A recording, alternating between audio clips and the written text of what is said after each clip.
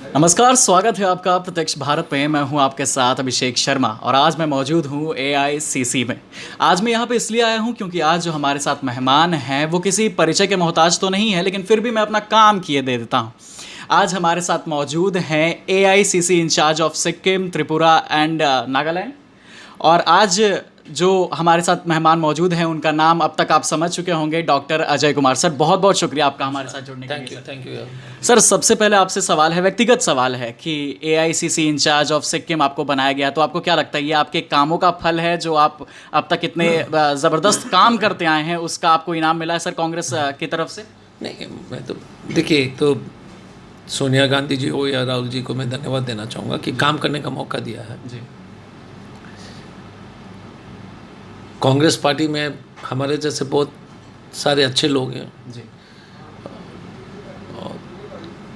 कुछ लोग को मौका कभी कभी मिल जाता है, तो मैं ये नहीं कह सकता हूँ कि क्योंकि हमारी काबिलियत बहुत ज़्यादा है। जी बट मैं ये ज़रूर कह सकता हूँ कि क्योंकि मुझे सोनिया जी ने मौका दिया है, तो मैं ईमानदारी से पूरी तरह से कोशिश करूँगा कि त्रिपुरा, नागालैंड और सिक्किम में कांग्रेस के संगठन मजबूत हो जाए। जी रिवॉर्ड के रूप में नहीं देखना है, क्योंकि देखिए एक चीज़ है, जिस वर्तमान में देश में बहुत बड़ी देश के सामने बहुत बड़ी बड़ी चुनौतियां हैं। जी जी और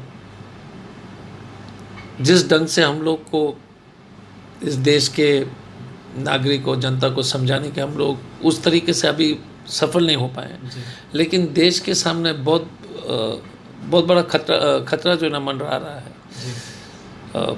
आर्थिक, सामाजिक, फिर सामरिक, जो है हमारे बॉर्डर्स पर भी टेंशन है। अर्थव्यवस्था एकदम चौपट है। सामाजिक समरसता जो है एकदम खराब होती जा रही है। बेरोजगारी, महंगाई, ये सब जो है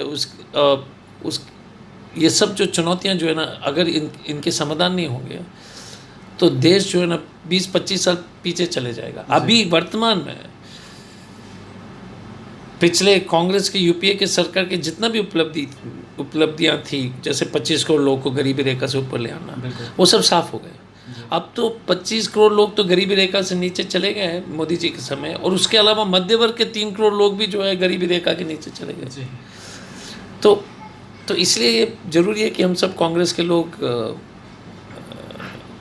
ज़मीन पर अपने संगठन को मजबूत करके ये सुनिश्चित कर लें कि हम भाजपा को सिर्फ रोकें नहीं, हर प्रदेश में उनको हराना जरूरी है। जी सर, आपने यहाँ पे कहा कि ज़मीनी स्तर पे कांग्रेस जो है वो काम करे, लेकिन अगर सर हम ये जाने कि जब हम डॉक्टर अजय कुमार का नाम लेते हैं तो उनके साथ साथ जमशेदपुर नाम भी जुड़ जाता है।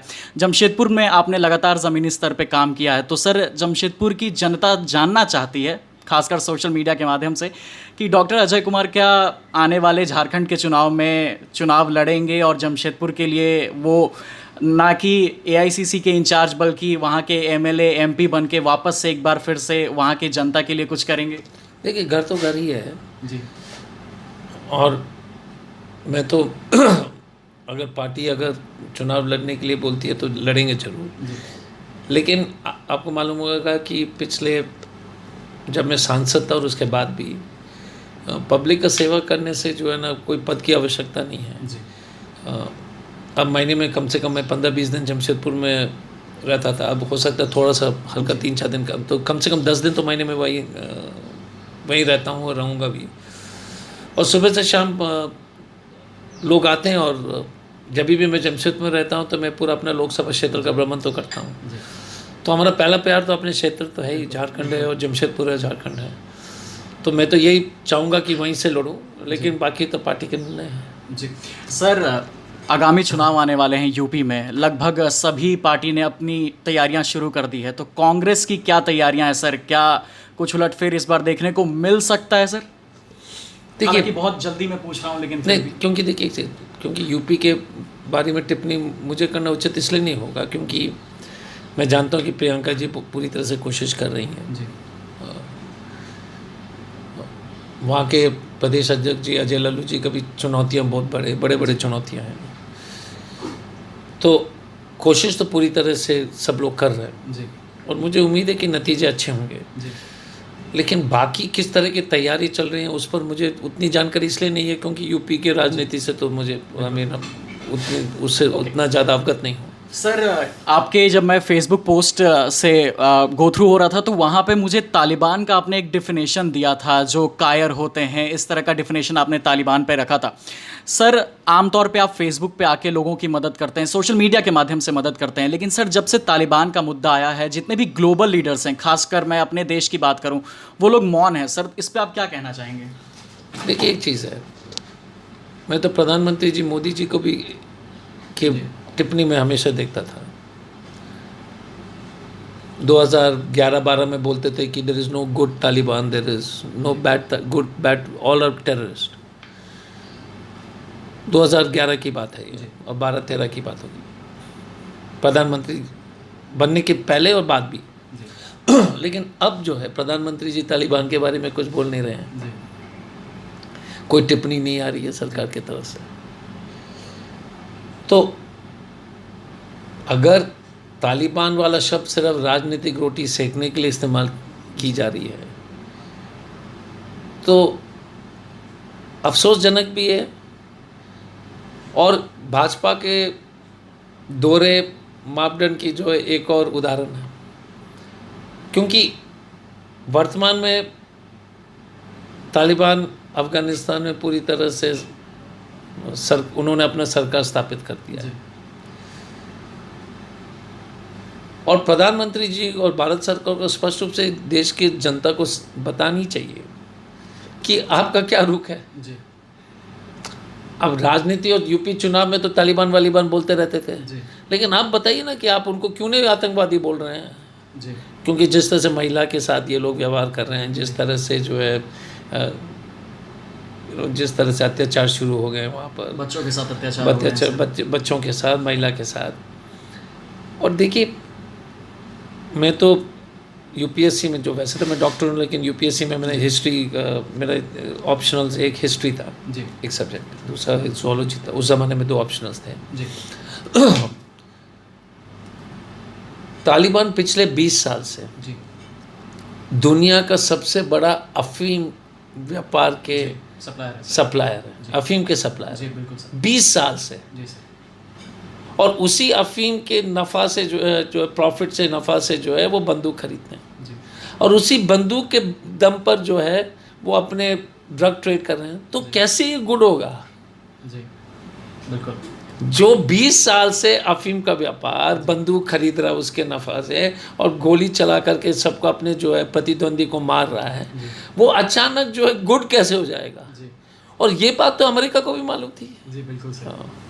तो क्योंकि जो आप अगर पढ़ेंगे, एक अमेरिकी राइटर ने गार्डियन में, नाम मैं भूल रहा हूँ, जी, 4-5 नहीं 2018 में इस व्यक्ति ने गार्डियन न्यूज़पेपर में लिखा था कि तालिबान किस तरह से पूरे दुनिया का अफीम का सप्लाई में जो है पूरी तरह से शामिल है। जी सर। और अफ़गानिस्तान का अफीम से पश्चिमी देशों के बड़े बड़े लोग जो है अरबपति हो गए। जी, बिल्कुल सर। तो ये विचित्र स्थिति है। जी, तो भारत के प्रधानमंत्री जी या भारत सरकार को स्पष्ट रूप से बोलना पड़ेगा जी, कि ये कौन लोग है तालिबान। जी, आप बताइए देश को। इधर गुड और इधर बैड। हाँ, नहीं, कुछ तो जब चुनाव के समय आप भाषण देते हैं गुड तालिबान हो ही नहीं सकता, बैड तालिबान, सब बैड है, टेररिस्ट है, ये तो चुनाव के लिए है। जी। और जब आपके सामने जब तालिबान बैठ गया काबुल में, तो आप कुछ बोल ही नहीं रहे हैं। जी सर। तो इसका मतलब है कि प्रधानमंत्री जी ये तालिबान या ये इस तरह के जो है शब्दों के इस्तेमाल सिर्फ अपने जो है राजनीतिक ये ध्रुवीकरण के लिए इस्तेमाल करते हैं, बस। बाकी तो इनसे कोई मतलब ही नहीं। सर, इस पे भी मैं एक और सवाल लूँगा सर। जब आए दिन अभी महंगाई पे जब सवाल पूछा जा रहा है बीजेपी कार्यकर्ता या नेताओं से, तो वो ये कह रहे हैं कि अगर आपको इतना महंगा ही लग रहा है तो आप तालिबान चले जाइए। इस पे, इस तरह की टिप्पणियों पे आप क्या कहेंगे सर? देखिए, बीजेपी वाले का तो कोई तनिक से भी जो लोक लज्जा नहीं है। पेट्रोल डीजल अमेरिका में भी जी, अफ़गानिस्तान के आसपास का दाम होगा। जी सर। ठीक है। हमको क्यों नहीं बोलते अमेरिका जाने के लिए? हमको बोलते जर्मनी चले जाओ, अमेरिका चले जाओ, ये अफगानिस्तान भेजने के चक्कर में क्यों रहते हैं? ये तो इनकी, क्योंकि इनकी मानसिकता ऐसे ही है। इनकी जो मानसिकता है नफरत फैलाना। यार डीजल पेट्रोल का दाम अमेरिका में भी सस्ता है, जापान में भी सस्ता है, भारत छोड़ करके पूरे दुनिया में सस्ता है। तो बाकी देश भेज देते, हमको अफगानिस्तान भेजने के चक्कर में क्यों? इस देश के नागरिक से इतनी नफरत क्यों? भेजिए स्वीडन हमको। अगर आप हमको निकालना ही चाह रहे हैं इस देश से, तो हमको तो इस तरह की देखिए, भारतीय जनता पार्टी में हाल में एक बहुत बड़े पत्रिका में जो है सर्वे आया था कि प्रधानमंत्री जी का पॉपुलैरिटी काफ़ी कम हो गया। फैक्ट है कि इनको गरीबी से मतलब नहीं है, फैक्ट है बेरोजगारी से मतलब नहीं है। हाल में यूपी के कोई शहर के नाम बदलने के चक्कर में है, ठीक है, अलीगढ़। हाँ, हमने कहा कि आप बेरोजगारी को भी रोजगार बना दो, तो रोजगार का समस्या, बेरोजगारी का समस्या भी खत्म हो जाएगा। जब बदल ही रहे हो शब्द हो, तो बेरोजगारी को रोजगार बना दो, तो रोजगार हो गया। गरीबी को अमीरी कर दो, तो अमीर हो गया सब। क्योंकि अब शब्द के बदलने से, नाम बदलने से अगर आपकी जो ये स्थिति है, तो फिर आप गरीबी का शब्द हटाइए, बेरोजगारी का शब्द हटाइए। हाँ, ठीक है ना? जी सर। हाँ सर, तो ये मैं आपसे जानना चाहूँगा सर कि जिस तरीके के बीजेपी के बयान आ रहे हैं वो तो ठीक है सर, लेकिन मैं as a IAS officer, IPS officer आपसे जानना चाहूँगा सर कि कांग्रेस पार्टी इतनी पुरानी पार्टी, इतिहास में पढ़ाया जाता है, भारत की आज़ादी में इम्पॉर्टेंट रोल था, लेकिन क्या आप अब मानेंगे सर कि धीरे धीरे कांग्रेस का जो मजबूत जैसे पहले मजबूत थी, अब वो नहीं रही, धीरे धीरे कमज़ोर पड़ रही है सर? देखिए, जो प्रचार जिस तरीके से प्रचार बीजेपी का होता है वैसा कांग्रेस का नहीं हो पाता सर। देखिए, मैं हमेशा कहता हूँ, देखिए आज़ादी के बाद 75 साल में मुझे लगता है कि 60 साल के आसपास कांग्रेस सत्ता में रही। जी। ऊपर नीचे तो राजनीति में होती रहती है। बिल्कुल बिल्कुल। हमने उस दिन बीजेपी के प्रवक्ता को स्पष्ट रूप से कहा था टीवी में, जब आप 2 MP थे, हम थोड़ी बोलते थे कि अब 2-2 हैं, 2-2 हैं, ख़त्म हो गए। जी सर। 2 से वो आ गए, अभी सत्ता में आ गए। बिल्कुल सर। तो राजनीति में कभी नीचे कभी ऊपर। बिल्कुल। राजस्थान में हम सत्ता में आ गए। आप देख लीजिए ना, कांग्रेस की परफॉर्मेंस बुरी नहीं रही है। गोवा में हम जीते थे, आपने MLA को खरीद लिया। कर्नाटक हमने सरकार बनाया, आपने MLA को खरीद लिया, ठीक है। मणिपुर में हमने सरकार बनाया, आपने MLA को खरीदा। हमने सरकार बनाने, हम जो इतने विधायक ले आए थे कि हम सरकार बना सकते थे, लेकिन आप बताइएगा कि अगर आप लोकतंत्र का हत्या ही करेंगे, क्योंकि कांग्रेस या राहुल गांधी जी हो या सोनिया जी के नेतृत्व की कोई किसी तरह की कमी नहीं है। आप देख लीजिए ना, कर्नाटका, गोवा, मणिपुर, आपने हर जगह कांग्रेस का सरकार को गिरा। बिहार पहली बार, इस बार की चुनाव में नहीं, लेकिन उससे पहले तो ये इनकी आदत सी बन गई। अरुणाचल। जी सर। तो मुझे लगता है कि पार्टी में चुनौतियां बहुत है, जरूर, जैसे हर पार्टी में है। जी सर। पर मैं हमेशा कहता हूँ, और मैं पूरी गंभीरता के साथ तो सोच समझ के कहना चाहूँगा, देखिए देश अभी भी श्री राहुल गांधी जी की कैसे लीडर रहे, वो इस देश के काफ़ी नागरिक समझ नहीं पाए। मैंने उनके साथ काफ़ी करीबी से काम किया प्रदेश अध्यक्ष के रूप में। मैं ईमानदारी से कहना चाहूँगा कि उनसे बहादुर और ईमानदार इंसान कम से कम राजनीति में नहीं। और ये नहीं कह रहा हूँ क्योंकि वो मेरे बॉस हैं या उनके साथ काम किए, सच में मैं कह रहा हूँ। सर, तो ये लोगों को कैसे पता? नहीं, लोगों को, क्योंकि इतने दुष्प्रचार, कुछ गोदी मीडिया के लोग हैं, कुछ झूठ सच करने वाले हैं, पैसे के बल पर जो है, ये पार्ट ऑफ लाइफ। इस तरह के, जैसे डोनाल्ड ट्रंप था। जी सर। लेकिन आखिरी में तो बाइडेन जीत ही गए ना। जी सर। तो उसी तरह से हमारे लिए भी चुनौती है, तो सच तो आएगा ही सामने। तो मुझे पूरा विश्वास है, क्योंकि देश के लोग समझेंगे और जल्दी समझ जाएंगे। आप तो देख रहे हैं ना, उज्ज्वला योजना में गैस सिलेंडर का दाम कितना हो गया। जी सर। आप देखें कि महंगाई बढ़ रही है, बेरोजगारी बढ़ रही है। जी सर। और राहुल गांधी जी कितने साल से ये बात कह रहे हैं। जी सर। तो मुझे लगता है, लेकिन जिम्मेदारी हमारी भी है। जिस बहादुरी के साथ वो लड़ते हैं बीजेपी के, RSS के खिलाफ, हम सब लोग को लड़ना चाहिए ना। जी सर। और मुझे नहीं लगता कि हम, मतलब मैं अपने आप को उसमें शामिल कर रहा हूँ, हम लोग उतनी जिम्मेदारी और हिम्मत के साथ हम लोग नहीं लड़ रहे हैं जितना राहुल गांधी लड़ रहा है। अच्छा। हाँ, मेरा विचार है, हो सकता है मैं गलत हूँ। और जब हम बोलते तो मैं अपने आप को उसमें भी शामिल कर रहा हूँ। मैं अपने से भी कह रहा हूँ कि मुझे नहीं लगता कि मैं जितना वो जिस ताकत के साथ वो लड़ रहे हैं, हम उतने ताकत से लड़ पा रहे हैं। अच्छा, तो इसका क्या कारण हो सकता है सर कि हम सब लोग को साथ में जो है करना है, बस जी संकल्प लेना है, देश को बचाना है। तो चुनौती कभी, देखिए पुरानी पार्टी है, चुनौतियाँ आती रहती है, ये ज़िंदगी में कभी संगठन ऊपर आता है नीचे आता है, पर मुझे लगता है कि कांग्रेस का जो बेसिक डीएनए है ना, जी सबको साथ में ले जाना, हर एक जात, हर एक वर्ग, हर एक समाज, हर एक कौम, यही इस देश को बचा सकता है। जैसे ही हमने शुरू किया जाति आधार पर, हमने शुरू किया धर्म के आधार पर, ये देश को जो आगे बचने के जो है संभावना और कम हो जाती है। जी सर, मैं ये जानना चाहूँगा कि आपको कोरोना का कार्यभार भी दिया गया था सर कांग्रेस की तरफ से, और निसंदेह बहुत ज़बरदस्त काम हुआ है सर, और आपने काफ़ी नज़दीकी से देखा है सर कि 2.0 में किस तरीके से जब जो पार्टी सत्ता में थी और जो हाल था देश का कोरोना में, और जिस तरीके से आपने काम किया, क्या अंतर देखने को मिला सर कि जो सत्ता में पार्टी थी उन्होंने क्या गड़बड़ी कर दी जिससे देश का हाल ऐसा हो गया था सर 2.0 में?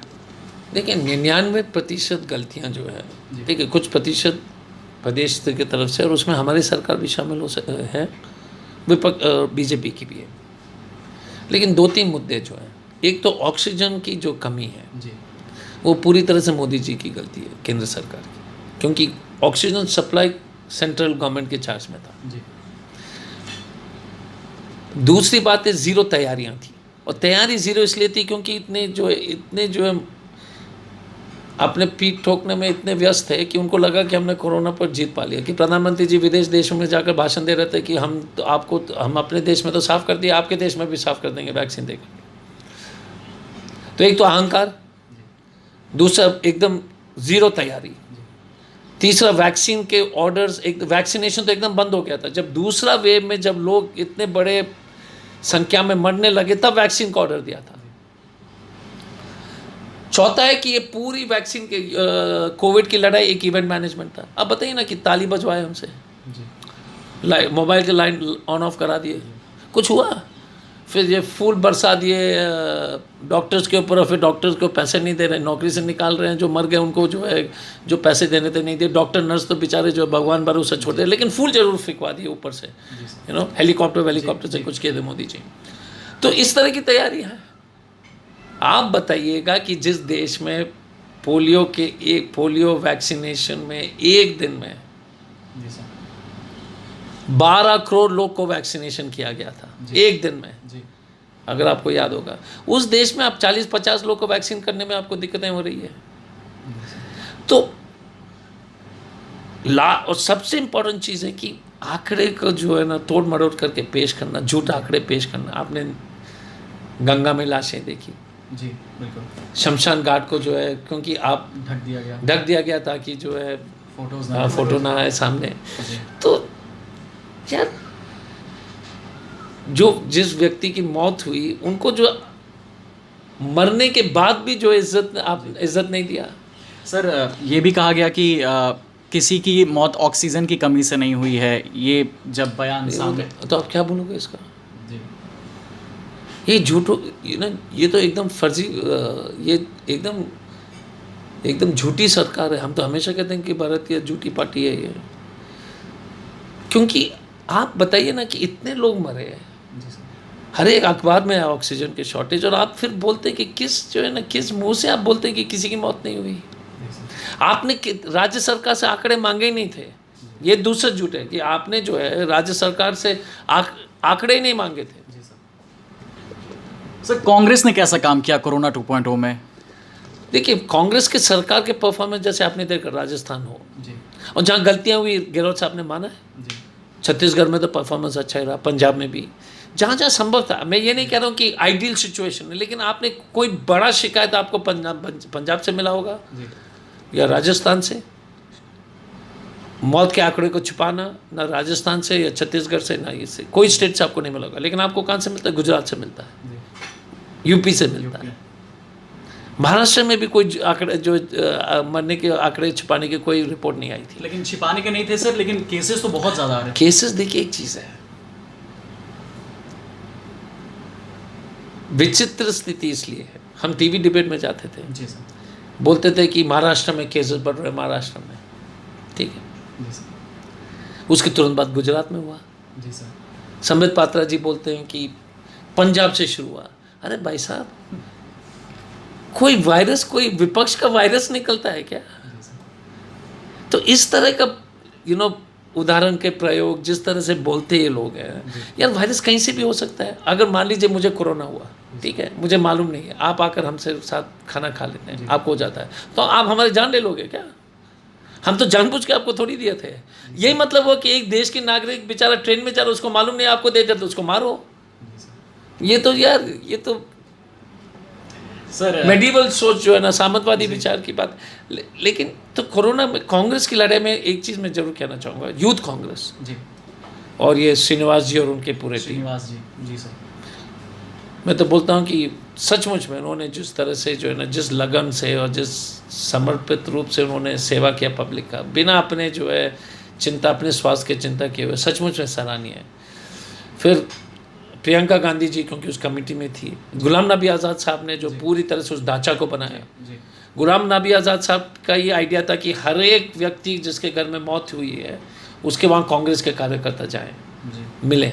जी, प्रियंका गांधी जी ने संपर्क करने के लिए पूरा योजना बनाया। तो कांग्रेस ने काफ़ी हद तक जी, हमने प्रयास किया है। अब और भी जितना हम कर सकते थे हमारी क्षमता के आधार पर हमने कोशिश की जी। और कोशिश करते रहेंगे। सर अब एक दो सवाल और रह गए हैं सर। एक सवाल मैं ये जानना चाहूँगा सर, जब आप आईपीएस थे, अब आप नेता हो चुके हैं सर, तो जिस तरीके से पहले आप जमशेदपुर के लोगों की मदद करते थे, क्या अब आप वैसे ही कर पा रहे हैं सर, बीइंग अ पॉलिटिशियन? नहीं, पॉलिटिशियन में देखिए एक चीज़ है, ऑब्वियसली पुलिस में जो है न्याय दिलाना आसान है। जी सर, पॉलिटिक्स में क्या है कि आपको दूसरे के माध्यम से कराना है। एसपी में क्या था कि आप अपने से करा सकते थे। जी सर, हाँ, यहाँ तो हमको बीडीओ से पूछना है, डीसी से मांगना है, किसी को फ़ोन करना है, दरोगा जी से बोलना है, तो ये अलग है। लेकिन पॉलिटिकल क्या बोलते हैं उसको, पॉलिटिक्स में क्या कि आपने गुडविल या पॉलिटिकल इन्फ्लुएंस के साथ करा सकते हो, तो दोनों अलग चीज़ है। सर तो क्या बैरियर बन चुका है? जैसे पहले के लोग आराम से आके आपसे मिल सकते थे जब आप आईपीएस थे, क्या अब थोड़ा सा एक बैरियर बन गया? नहीं, अब तो और आसान है। पुलिस में तो और मुश्किल था। आई मीन हम तो रोकते नहीं थे, लेकिन कौन पुलिस वाले से मिलना चाहेगा? जी सर, बिल्कुल। हाँ, वो तो आई मीन जब, हाँ, वो तो पुलिस का डर रहता है, तो हम तो मिलते थे, ये हम नहीं कहता हूँ। अब तो नेता में तो कोई भी मिल सकता है यार। जी सर। हाँ, और अगर नहीं मिलेंगे तो बोलेंगे वोट नहीं देंगे अगले बार।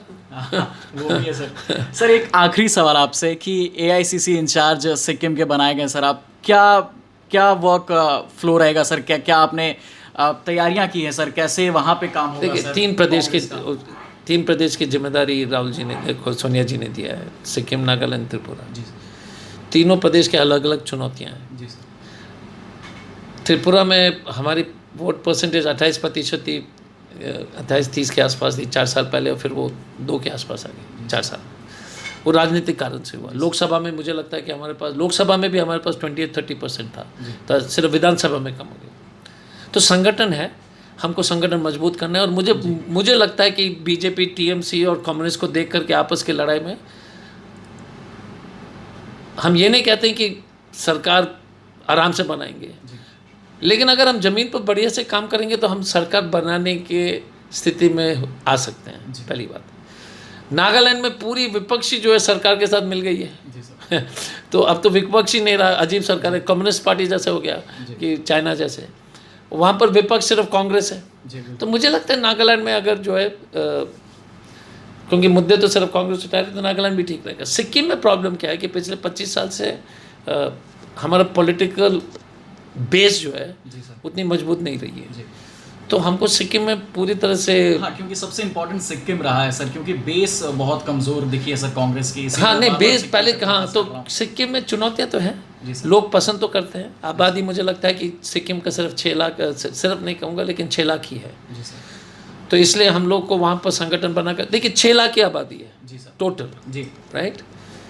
हाँ, टोटल 48 लाख त्रिपुरा का है, 27 लाख नागालैंड का है, मुझे लगता है 6 लाख त्रिपुरा का, अगर सिक्किम का, अगर मुझे आंकड़े चेक कर लीजिएगा। तो 6 लाख मतलब है कि आपको 3 लाख लोग से संपर्क कर लेंगे तो आपकी सरकार बन जाएगी। तो इसलिए कोशिश करना है। जी सर। हाँ, और 3 लाख लोग से संपर्क करना मुश्किल नहीं है। जी बिल्कुल मुश्किल नहीं है, और आशा ये करते हैं सर कि आप इसी तरीके से, जिस तरीके से जमशेदपुर में काम हुआ है सर, वैसे ही ये तीनों राज्य में काम हो सके सर। बहुत बहुत शुक्रिया।